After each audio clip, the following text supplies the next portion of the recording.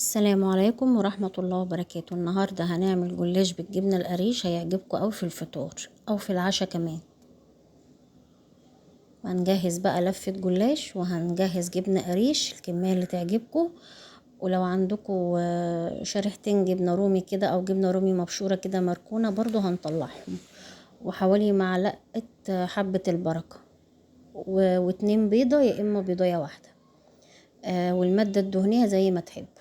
طبعا بقى هنقلب الجبنة القريش، هنهرسها كويس ونحط عليها معلقة زيت ومعلقة كبيرة حبة البركة، ونقلبهم كويس مع بعض زي ما انتوا شايفين اهو.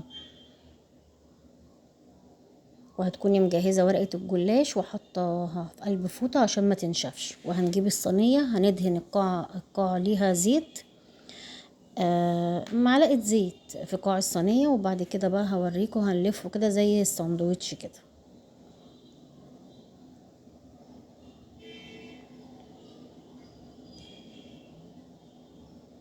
حاجة كده خفيفة كده واقتصادية على قد ايدينا طبعا. ورقة الجلاش حطينا بقى المادة الدهنية بين ما بين ورقة وورقة، هما 3 ورقات هنعملهم. الورقة التالتة مش هنحط فيها مادة دهنية. ادي الورقة التالتة. هنحط بقى الجبنة القريش،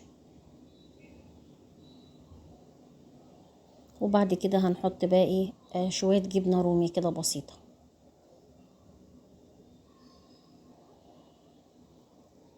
انتي مش عايزة تقفليها من الجناب ما تقفلهاش. لو انتي مش هتسويها في نفس اليوم، هتعمليها قبليها بيوم، اقفليها من الجناب زي كده. لو انتي هتسويها في ساعتها ما تقفلهاش من الجناب، عشان اللبن والبيض اللي هنسقيه بيها يلحق يشربها. ادي الصينية اهي.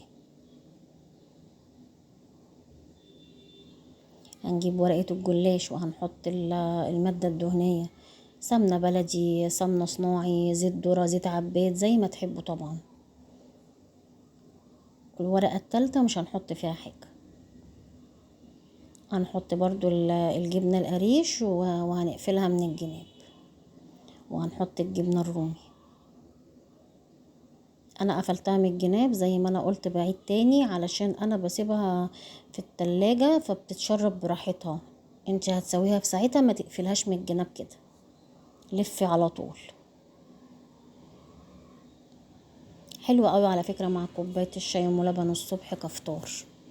طبعا بقى هكمل كل ورقة الجلاش كده بنفس الطريقة. دهنت على الوش شوية سمنة كده بسيط.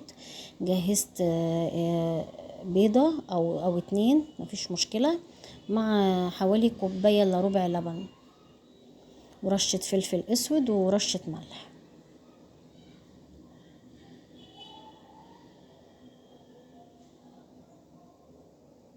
طبعا بقى قلبناهم بقى مع بعض كويس جدا. وبعد كده هتسقي بيهم صينية الجلاش. وبعد كده حبة سمسم على حبة البركة، وهتروحي رشة على وش الرول بتاع الجلاش كده، هيبقى ظريف قوي.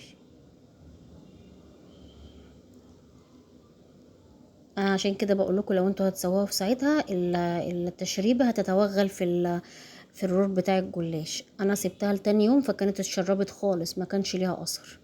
طبعا دخلتها في فرن على درجة حرارة 200 لمدة 15 دقيقة، وطلعت كده زي الفل. ودي شكلها طبعا بقى بعد ما طلعت. اذا عجبكم بقى الفيديو ما تنسوش لايك، والسلام عليكم ورحمة الله وبركاته.